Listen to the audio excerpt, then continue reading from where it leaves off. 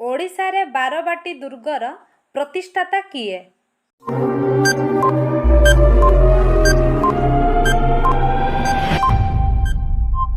ଅନଙ୍ଗ ଭୀମ ଦେବ।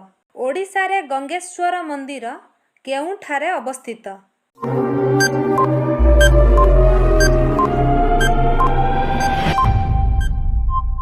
ଯାଜପୁର ଜିଲ୍ଲା। ଓଡ଼ିଶାରେ ଗଙ୍ଗେଶ୍ୱର ମନ୍ଦିରର ପ୍ରତିଷ୍ଠାତା କିଏ?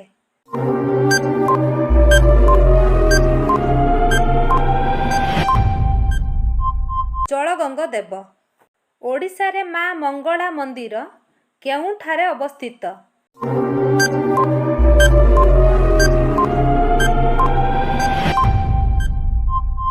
କାକଟପୁର।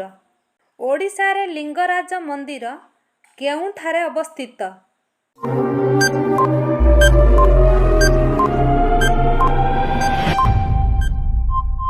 ଭୁବନେଶ୍ୱର। ଓଡ଼ିଶାରେ ଲିଙ୍ଗରାଜ ମନ୍ଦିରର ପ୍ରତିଷ୍ଠାତା କିଏ?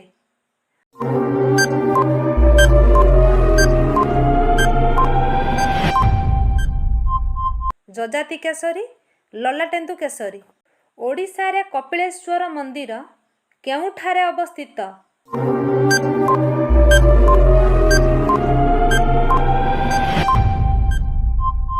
ପୁରୀ ଜିଲ୍ଲା। ଓଡ଼ିଶାରେ ଅନନ୍ତ ବାସୁଦେବ ମନ୍ଦିରର ପ୍ରତିଷ୍ଠାତା କିଏ?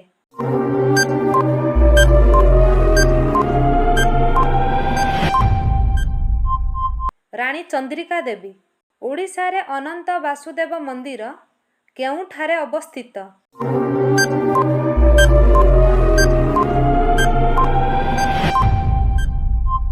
ଭୁବନେଶ୍ୱର। ଓଡ଼ିଶାରେ କପିଳେଶ୍ୱର ମନ୍ଦିରର ପ୍ରତିଷ୍ଠାତା କିଏ?